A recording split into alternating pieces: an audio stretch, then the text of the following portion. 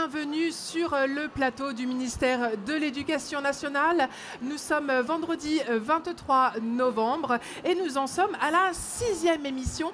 La 6e émission donc de cette première journée du Salon de l'Éducation. Alors, à quoi va être consacrée cette nouvelle table ronde? Eh bien, au métier passionnant, le métier passionnant d'enseignant. Un métier qui est riche évidemment de rencontres, riche également de satisfaction, mais aussi riche en termes de parcours. Et c'est tout ce qu'on va essayer de vous transmettre aujourd'hui à travers cette table ronde. Nous sommes en direct sur les réseaux sociaux. Bien évidemment, vous pourrez retrouver cette émission en podcast sur le site du ministère de l'Éducation nationale dès ce lundi. Mais pour l'heure, nous sommes en direct. Donc je vous en prie, partagez, commentez, likez. Et évidemment, je me ferai l'écho de vos questions et commentaires. Alors, pour parler de ce sujet qui est extrêmement vaste et on va prendre ni plus ni moins que 30 minutes. Alors, il va falloir y aller pour les questions. Mais surtout, je vais vous présenter mes invités qui vont m'accompagner durant les 30 prochaines minutes. À ma droite, j'ai le plaisir d'accueillir Édouard Geffray. Édouard Geffray, directeur général des ressources humaines au sein du ministère de l'Éducation nationale et de la jeunesse. Bonjour et merci d'être parmi nous ce matin. Enfin, c'est un matin, 13h15 cet après-midi. Vous avez donc à vos côtés Victor Bréon-Fillet qui est actuellement enseignant stagiaire et vous allez nous expliquer eh bien, votre parcours et votre histoire. Bonjour et bienvenue. Bonjour. J'ai à ma gauche Emmanuel Roby, lui qui est enseignant en classe préparatoire, en CP. Voilà, bonjour. Et bienvenue. Et nous avons donc tout de suite ici à gauche, je recherche le nom, pardon, et Laetitia, voilà, Laetitia Bertrand qui est conseillère de formation. Pardon Laetitia et bonjour. Bonjour. Bienvenue.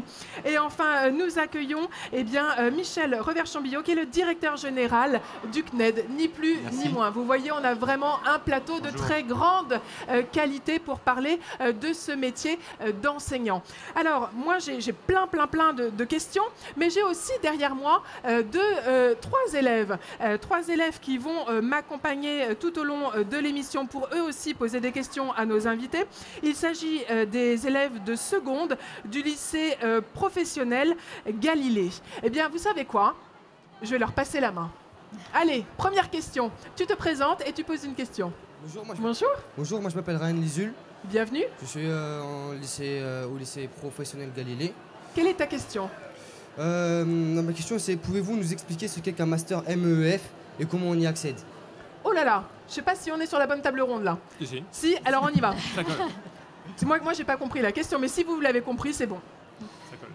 Alors, je vous en prie. Alors, le master MEF, donc MEEF, c'est métier de l'éducation et de l'enseignement, qui en gros te permet de devenir professeur. Donc, tu peux rentrer en master M1 et puis tu passes le concours de professeur, et une fois que tu es lauréat, donc une fois que tu as eu le concours, tu fais ta deuxième année, donc tu fais ton année de MEF 2, et à la fin de cette année, si tu as tout réussi, ce qui en général est le cas, tu es titularisé, et donc tu deviens professeur comme mon voisin. Exactement, oui. Moi, je suis arrivé directement en fait en M2. J'ai passé le concours l'année dernière, et du coup, voilà, effectivement, je suis arrivé dans cette année de M2, qui est une année de formation pour le métier de professeur des écoles. Sachant que dans ce M2, je suis à mi-temps dans une classe et à mi-temps à l'université en fait. Voilà. Alors, je rappelle, Victor Bréon-Fillet, que vous êtes enseignant stagiaire, c'est ça? Exactement. Oui. D'accord, donc depuis combien de temps vous faites vos études d'enseignant? Alors, j'ai commencé à la rentrée du coup de septembre, avec un parcours complètement atypique, j'étais pas du tout enseignant à la base. J'ai été bibliothécaire pendant 6 ans. Je me suis intéressé à l'enseignement par la suite en faisant du soutien scolaire, ça m'a passionné. Et j'ai évolué vers donc, ce métier d'enseignant en passant par un poste d'éducateur spécialisé d'abord, avec des enfants en décrochage scolaire. C'est un dispositif qui s'appelle ADécole, qui est sur Nanterre, et, donc Éducation nationale et la ville de Nanterre. Et voilà, on essayait de redonner goût à l'école à ces enfants en fait, qui avaient décroché. Il y avait beaucoup de violence, de harcèlement, de décrochage scolaire, d'apprentissage. Voilà. Et ça m'a conforté dans mon idée de devenir professeur des écoles. Et voilà, j'ai obtenu le concours l'année dernière et j'en suis ravi. Alors, je me tourne vers vous, Edouard Geffray. Je crois que vous allez mettre en place à la rentrée de 2019, justement, un dispositif pour aider un petit peu les vocations et favoriser finalement le premier poste d'enseignant. Expliquez-nous un petit peu de quoi il s'agit. Alors, c'est ce qu'on appelle le pré-recrutement. L'idée, c'est quoi? C'est de dire aux étudiants qui entrent en L2, voilà, tu as potentiellement envie de devenir professeur. 8 heures par semaine, tu vas venir en établissement, tu vas aider sur devoirs faits, tu vas observer des professeurs en train de faire cours, et puis quand tu seras en L3, tu vas commencer à co-intervenir avec un professeur, et puis quand tu seras en Master 1, tu vas commencer à donner des cours avec un tuteur qui sera derrière toi pour t'aider. Et donc, concrètement, pendant 3 ans, tu vas être dans un seul établissement où tu vas être accompagné dans une trajectoire professionnelle pour, en fin de M1, passer le concours. Et du coup, quand tu deviendras fonctionnaire stagiaire, tu seras devant des élèves, mais tu auras déjà 3 ans d'expérience. Il y a 2 avantages. Le premier avantage, c'est l'avantage professionnel. C'est-à-dire j'ai appris un métier progressivement, je me suis mis pied à l'étrier et je n'ai pas l'effet, entre guillemets, chaud-froid du concours. Le deuxième avantage, qui n'est pas négligeable non plus, c'est que la rémunération donc, de ces étudiants sera cumulable avec les bourses. Et en gros, à un niveau tel que ça permettra de sécuriser financièrement leurs études. Donc du début de la L2 jusqu'à ce qu'ils passent le concours, c'est-à-dire potentiellement jusqu'à la fin de leur vie, si ensuite, comme on l'espère, ils réussissent le concours. Et sachant que ça devrait concerner à terme 3000 élèves par an, donc on avait chaque année 3000 étudiants de L2 qui rentreront dans le dispositif, qui passeront 3 ans et qui pourront ensuite devenir professeurs. Alors c'est un dispositif donc de pré-recrutement, oui. On l'a compris, c'est à la fois on va dire encourageant et en même temps sécurisant. Exactement. C'est les deux objectifs. C'est vraiment l'objectif. Alors, nous avons Laetitia Bertrand et puis Michel Revers-Chambillot, donc directeur général, et vous, Laetitia Bertrand, conseillère de formation. Vous êtes tous les deux donc du CNED. Le CNED, c'est l'enseignement donc à distance. Comment devenir professeur et comment contribuez-vous, aidez-vous tous les aspirants professeurs grâce au CNED et au cours de l'enseignement à distance? Alors, je crois que le CNED, c'est d'abord un établissement finalement qui promeut les parcours atypiques, puisqu'on peut devenir professeur en passant par le CNED et en ayant des parcours très diversifiés. La plupart de nos inscrits qui préparent le concours, puisqu'on peut préparer un concours d'enseignant au CNED, soit un concours du premier degré ou du second degré, pour être professeur des écoles ou professeur des collèges et de lycées, et à 34%, une personne qui a quitté l'emploi depuis 5 ans, ou à 74% un demandeur d'emploi ou quelqu'un qui est dans une reconversion professionnelle. Donc on est vraiment souvent, on est en accompagnement de personnes qui ont un parcours totalement atypique et qui ne sont pas passées traditionnellement par un cursus de licence classique. Donc j'ai la question de Margot qui dit quid des gens en reconversion qui ne passent pas par la licence, qui ont déjà un master? Donc là, typiquement, c'est le cas. Ils peuvent préparer le concours sans aucun problème. Mais oui, c'est ça, parce qu'on parlait du Master MEF tout à l'heure. Le Master MEF, c'est effectivement une des voies premières pour préparer un concours. Mais on peut très bien préparer le concours avec n'importe quel master, en fait. Plus de la moitié des candidats n'ont pas de Master MEF quand ils passent. Voilà, exactement. Ça peut être un Master d'histoire, si on veut préparer un CAPES d'histoire, et ça peut être un Master de maths, si on veut devenir professeur des écoles. Il n'y a pas un master particulier. Donc ces personnes-là, effectivement, elles peuvent venir vers nous et on va les accompagner à préparer les épreuves du concours, aussi bien les épreuves écrites que les épreuves orales. Donc à distance, avec des cours, des exercices d'entraînement qui sont évidemment conformes au programme. Et puis, elles vont pouvoir comme ça optimiser leurs chances de réussite au concours. Alors, deuxième question du lycée Pro Galilée. Deuxième question donc d'un élève de seconde. Bonjour, présente-toi et dis-nous ta question. Bonjour, je m'appelle Mehdi. Et ma question, c'est pour savoir si pour vous, être prof, c'était une vocation ou vous avez fait ça un peu sur le tas. Alors, Emmanuel Roby, qui est enseignant en OCP. Vous n'êtes pas un peu grand pour être en CP?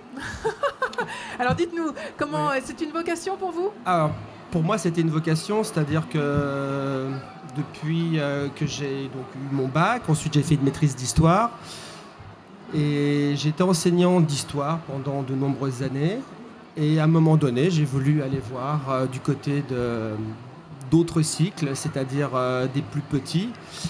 Et donc, depuis 3 ans, je suis professeur des écoles. Mais moi, c'est vrai que ça a tout le temps été une vocation chez moi, depuis très jeune.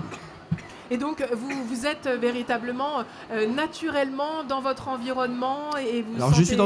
je suis d'une part dans mon environnement et puis d'autre part, je suis entouré de gens qui sont dans cet environnement. Je crois que ça y fait beaucoup. J'ai ma sœur qui est enseignante, j'ai nombreux amis qui sont enseignants. Ça fait énormément, évidemment. Donc, Édouard Geffray, je rappelle, vous êtes DGRH, donc directeur général des ressources humaines au sein du ministère de l'Éducation nationale. Donc, vous connaissez bien nos professeurs. Le cas d'Emmanuel Roby n'est pas forcément un cas partagé, c'est-à-dire que Emmanuel Roby a culturellement été habitué à cet environnement-là, et effectivement, c'est peut-être plus facile pour quelqu'un qui connaît bien, mais pour ceux qui ne connaissent pas du tout, quels sont finalement les freins à lever pour justement les inviter à aller vers cette profession qui peut être surprenante? Alors, elle est surprenante, oui et non. On recrute quand même 20 000 personnes chaque année. Et il y a 850 000 professeurs en France. Et surtout, moi, ce que je crois, c'est que, mais nos jeunes pourraient nous le dire, la plupart d'entre nous, on a croisé un ou plusieurs professeurs qui ont changé notre vie. Donc la vraie question, une vocation, ça se construit. La vraie question, c'est, est-ce que vous avez envie d'être utile ? Et il n'y a pas plus beau métier dans ce cas-là que de transmettre. Est-ce que vous avez envie de changer des vies? Est-ce que vous avez envie d'aider à la promotion sociale des autres?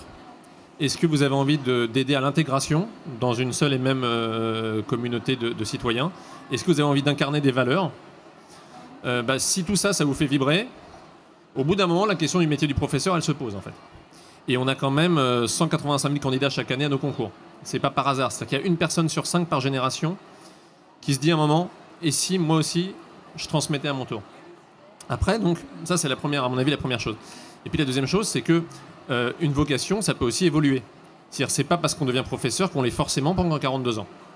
Et donc, aujourd'hui, clairement, on est sur des diversifications des carrières. Donc, on a des gens qui vont évoluer vers d'autres métiers dans la sphère, entre guillemets, éducative. Ils vont devenir proviseurs, directeurs d'école, etc. Ils vont devenir inspecteurs. Et puis, il y en a qui vont évoluer ailleurs. Il y en a qui vont partir à l'étranger, par exemple, qui vont aller enseigner 6 ans à Hanoï, à Washington, à Lagos, enfin, etc. On peut avoir une carrière internationale. On peut avoir une carrière internationale ou diversifiée quand on devient professeur, c'est possible.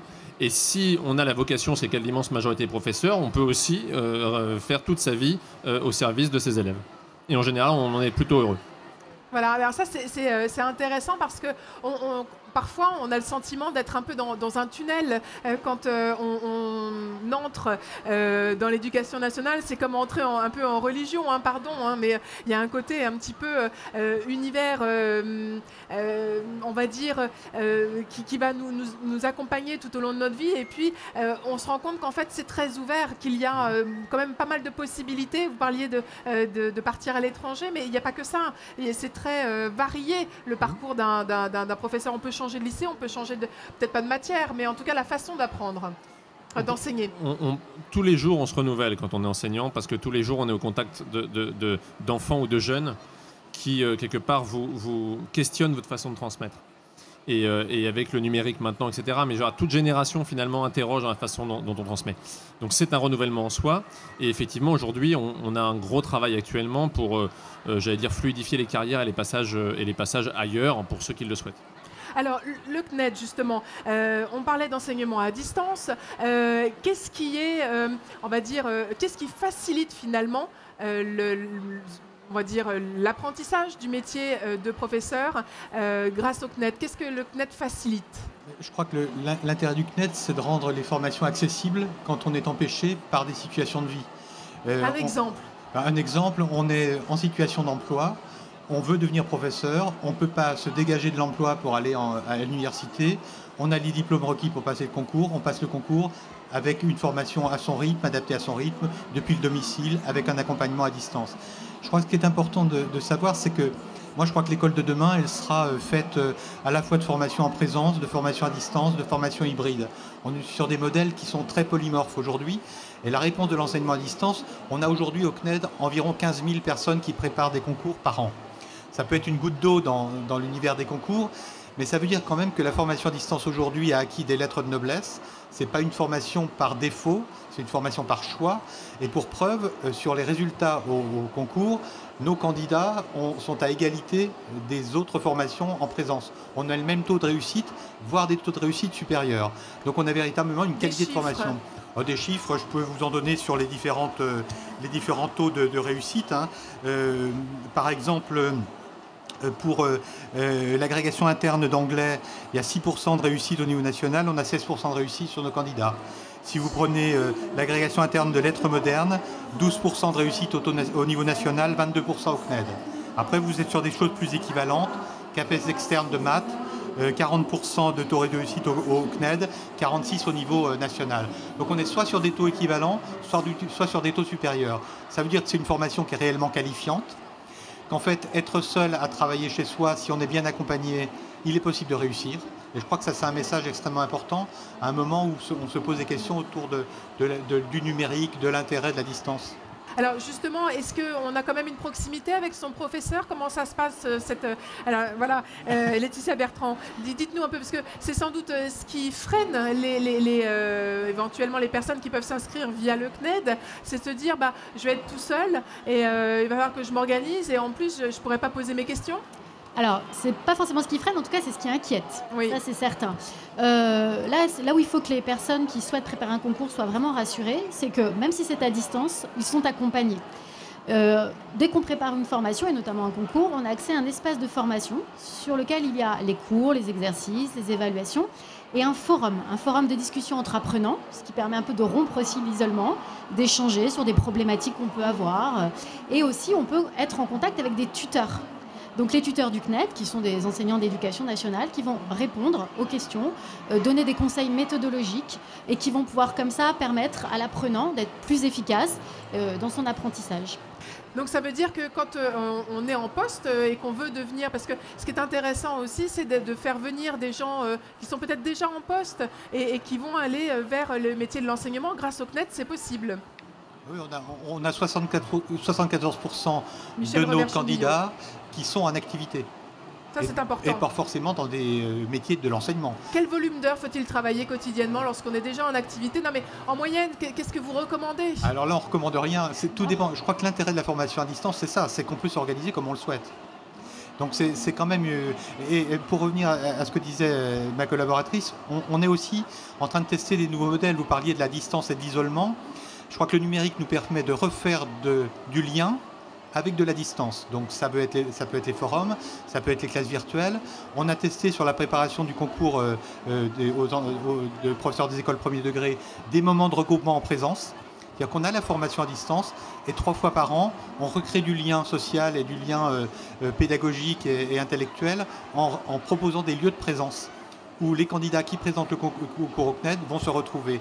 Donc on est sur ces modèles hybrides qui permettent de mieux articuler avec l'accompagnement des tuteurs à distance, mais aussi avec des lieux de présence. On voit qu'il y a vraiment une diversité de l'offre qui est très agile. Alors, je vais me tourner vers les jeunes donc, du lycée pro Galilée, les jeunes de seconde. Dernière question, je t'écoute, vas-y. Bonjour, présente-toi. Je m'appelle Paul. Donc voilà, aussi en lycée Galilée. Et ma question est la suivante. Est-ce qu'un professeur en lycée professionnel et un professeur en lycée général passent-ils le même concours? Bonne question. Sinon, quelles sont les différences?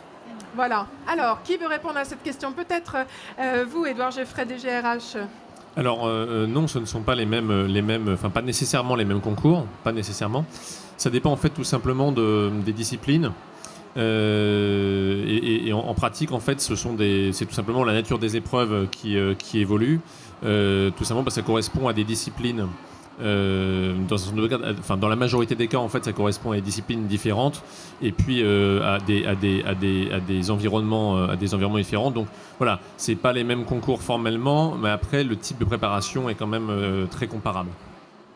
Alors, je vais prendre quelques messages qui me sont envoyés. Il y en a certains qui sont drôles, et alors je vais quand même les lire.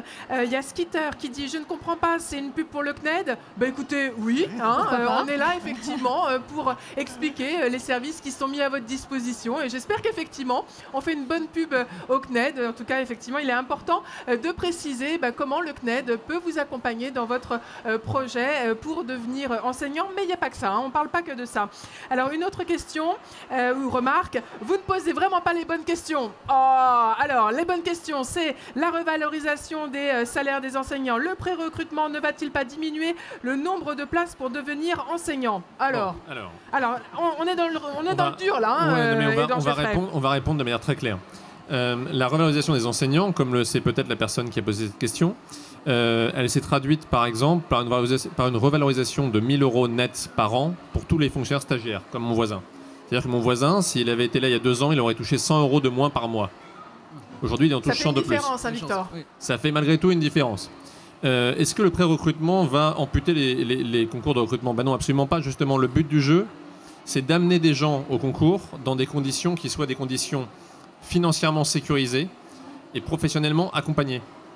Et c'est quand même pas rien en fait. C'est-à-dire que grosso modo, sur les 20 000 personnes qui auront le concours chaque année, 3 000 seront passées par le pré-recrutement. Et donc ça veut dire qu'on aura chaque année 15% de l'effectif, potentiellement, peut-être même plus à terme, on ne sait pas, qui seront passés par un premier contact vraiment accru avec l'éducation nationale. Je pense que, je ne sais pas ce que vous nous direz, messieurs, mais quand on arrive comme professeur, par exemple comme professeur des écoles, et qu'on n'a pas été dans une école depuis potentiellement 15 ou 20 ans, ça demande un temps d'apprentissage. Et donc le fait de se dire j'irai progressivement, je vais redécouvrir avec quelqu'un qui va me montrer un peu ses techniques, ses pratiques, etc. Et quand je passerai le concours et quand j'arriverai en situation, j'aurai déjà toute cette expérience derrière moi. Moi, je trouve pas ça mauvais. Et puis c'est un métier de relation. Et autant en formation, on peut travailler beaucoup de contenu, beaucoup de références à la pratique, d'analyse de pratique. Cette expérimentation de la relation à l'élève et à l'autre et à la classe, elle se fait sur le terrain, dans les écoles. Je crois que c'est ça qui est important. Alors, je vois que vous dites oui. Alors, allez-y, Emmanuel Roby. Oui, non, la formation, donc effectivement, on a une formation en première année, donc à mi-temps. En tout cas, en Master 2, donc via l'ESP, on a également une formation en Master 1. Mais effectivement, la formation se fait tout au long de sa carrière, en fait. L'importance aussi de communiquer avec ses collègues, parce qu'on apprend énormément avec ses collègues. Et c'est vrai que le terrain, il n'y a rien de tel pour se former. Alors, une question du lycée Pro Galilée. Alors, le micro, ça va mieux. Voilà. Est-ce qu'il faut tout savoir pour être prof ? Est-ce qu'il faut tout savoir ? Ah Eh bien, on va demander au prof. Alors, Emmanuel Roby, est-ce qu'il faut tout savoir ? Il faut savoir pas mal de choses, mais tout savoir, ça s'acquiert aussi. Enfin, la pédagogie, ça s'acquiert. On a des formations justement pour ça. D'ailleurs, on a des formations continues en tant que professeur. Donc effectivement, on en connaît forcément plus que ses élèves, c'est une évidence. Mais voilà, la formation se poursuit tout au long de sa carrière. Victor Bréon, vous avez aussi une opinion sur le sujet ? Oui, je rejoins mon collègue, c'est-à-dire que c'est une formation sur le long terme en fait. Quand on est professeur, il faut être très curieux, enfin, je pense. Donc il faut s'intéresser à tout, toucher à tout, avoir une base de savoir sur chaque matière pour pouvoir l'apprendre. Mais après, on se forme sur chaque discipline au fur et à mesure de sa vie, en fait, tout simplement. Oui, je vous en prie, Edouard Geffray. Est-ce que vous vous rendez compte collectivement, comme la question que notre jeune collègue vient de poser est belle ? Vous vous rendez compte comme elle est belle ? Est-ce que pour être professeur, il faut tout savoir ? Mais c'est magnifique de dire ça, bravo. Il faut devenir prof. Non, il faut évidemment pas tout savoir, mais ce que vous venez de dire, c'est en fait que le professeur, c'est du savoir au service de l'autre. Et ça n'a pas de prix. Donc bravo pour la question. On peut applaudir la question du jeune homme du lycée pro de Galilée. Allez, encore une dernière question du lycée pro Galilée. Donc, comment préparez-vous vos cours avant de... comment vous préparez les contrôles Finalement, en quoi ça consiste, le métier de professeur ? Qu'est-ce que vous faites chez vous ? Comment dire ? Alors moi, je suis en maternelle. Donc autant dire que les contrôles, il n'y en a pas beaucoup. C'est au quotidien, en fait, dans les exercices qu'on pratique. Concrètement, il y a le temps de classe, effectivement, et il y a un temps derrière de travail énorme. Je compte plus mes heures, très sincèrement. Et où on prépare des ateliers en fait. Moi je travaille sur des pôles, donc avec mes enfants maternels, je travaille sur 13 pôles. Donc ils font des ateliers très divers, ça s'appelle ça s'appelle par exemple exploration du monde, ça peut être dans ma maison. Voilà, c'est des choses très basiques mais qui sont importantes pour après évoluer vers l'école primaire en fait. Voilà. Et vous alors en CP, comment préparez-vous vos cours ? Alors je suis donc sur la nouvelle formule, sur une nouvelle formule qui s'appelle les CPA 12, qui ont été mis en place il y a très peu de temps finalement. Et donc c'est une pédagogie qui est tout à fait nouvelle puisqu'on fait beaucoup de différenciation, c'est-à-dire que on accompagne chaque élève en fait, évidemment beaucoup plus que s'il y avait donc 25 élèves en classe. Et là, ça demande effectivement un travail énorme de préparation, puisqu'il faut, je dirais, trouver du travail pour chaque élève en fait. C'est-à-dire qu'on fait au départ on établit un diagnostic et ensuite, selon les capacités de l'élève, on s'adapte à lui. Donc c'est un travail énorme. Et je rejoins mon collègue, puisque nous, sur le CPA 12, on travaille aussi pas mal en atelier, on fait beaucoup de manipulation.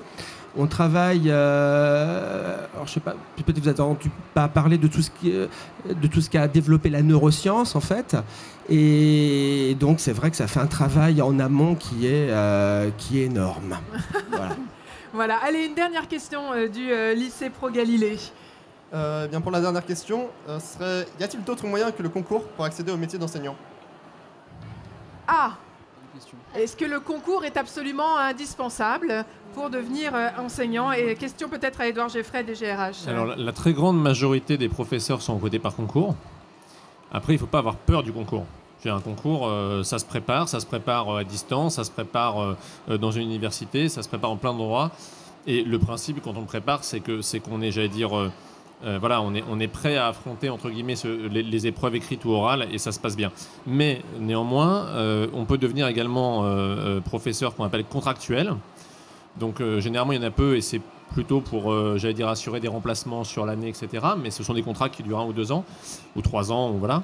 Et de très nombreux professeurs contractuels en fait passent ensuite ce qu'on appelle le concours interne, c'est-à-dire un concours réservé à ceux qui ont déjà une expérience et qui deviennent donc professeurs titulaires, c'est après un concours au bout de 3-4 ans d'exercice. Donc il y a les 2 voies, mais c'est vrai que la voie majoritaire, c'est vraiment celle du concours.